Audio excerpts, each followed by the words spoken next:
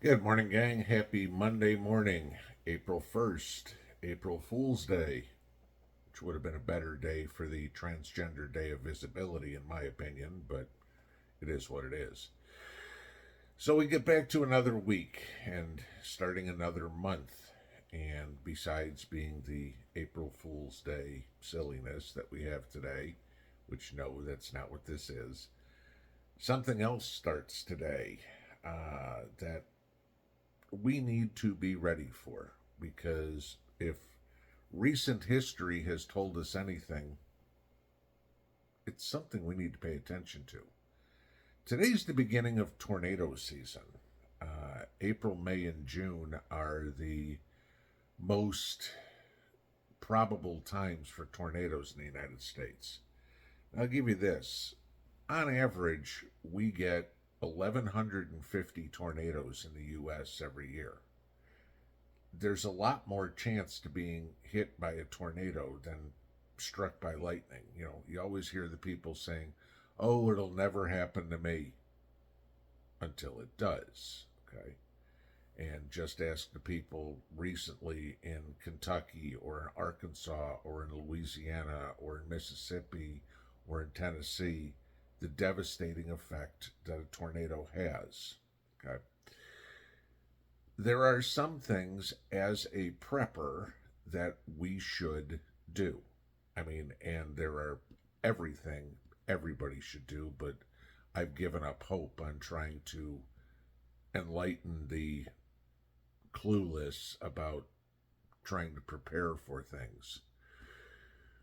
If you live in the Deep South, the Great Plains, the Midwest, the Atlantic Coast, the Rust Belt, you're all in an area that is possible, if not probable, for having tornadoes hitting. Now, again, topography of where you live is going to change a lot of stuff. I live in the mountains, okay? Chances of a tornado hitting around me are very slim because obviously the mountains would break it up. You live out in the plains, Nebraska, Kansas, whatever it is, where it's very flat. Well, gee, they made a whole movie out of that, little film called The Wizard of Oz, right? Yeah, you need to know what the probability of you getting hit with a tornado is. Okay, and that's somewhere to start. Again, talking about the areas that I talked about. Okay, if you live in one of those, you need to prepare for it. Now, most people will know, hey, the best place to be when a tornado hits is underground. Okay, a basement, a storm cellar, whatever. Okay. Well, if you live in an apartment or you don't have a basement, do you know where to go in your house? Does everybody else know where to go in the house? Do your kids know where to go in the house? Okay. A bathroom on the first floor in an interior room, no windows, is your best place to be. Why? Well, all the plumbing that's in the wall will stiffen up the walls a little bit and potentially keep them from collapsing. We all know the uh, tip of getting in a bathtub. That's probably going a little bit by the wayside these days. It used to be because bathtubs were made of cast iron, and now you've got these single piece plastic fiberglass tubs, whatever, not quite as strong. But putting a mattress over you. Okay. Now, granted, it's not easy to drag around a mattress through the house, but something over the top of you is going to be good.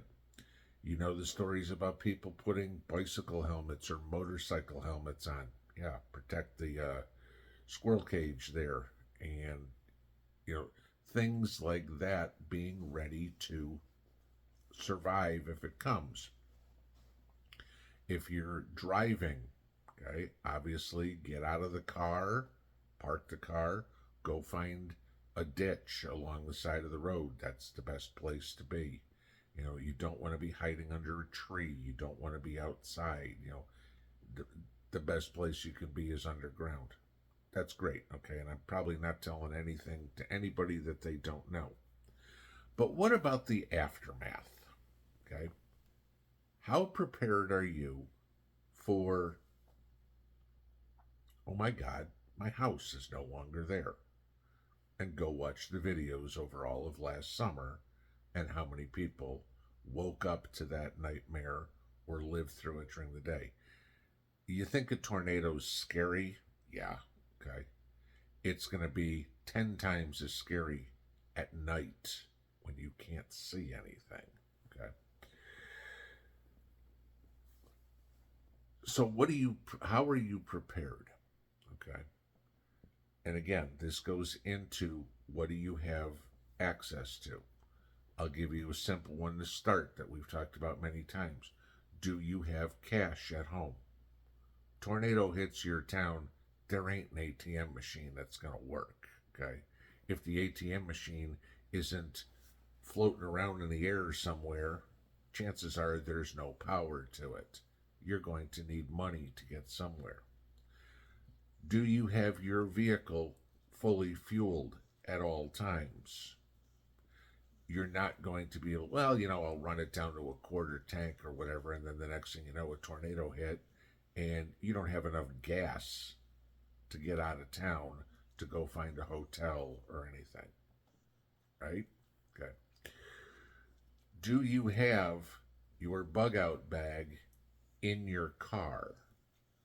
Whatever your transportations be, your car, your truck, I don't care if you're going to move out on your tractor, okay? Whatever your primary source of transportation is going to be, do you have it there? Why?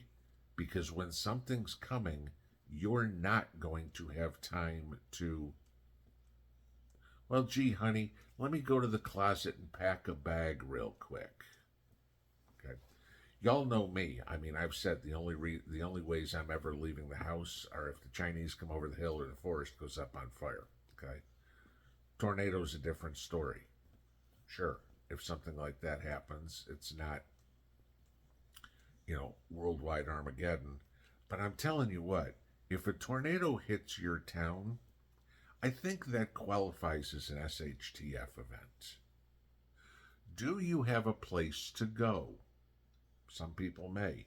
Hey, my parents, my in-laws, my kids, whatever, live in the next town over or something like that. That would be my place to go. Some people don't. You should have a plan of where to go.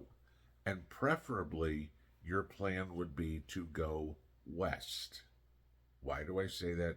Weather has a tendency to travel in a northeasterly direction. Okay? So, what you want to do is, as fast as you can, get behind the tornado.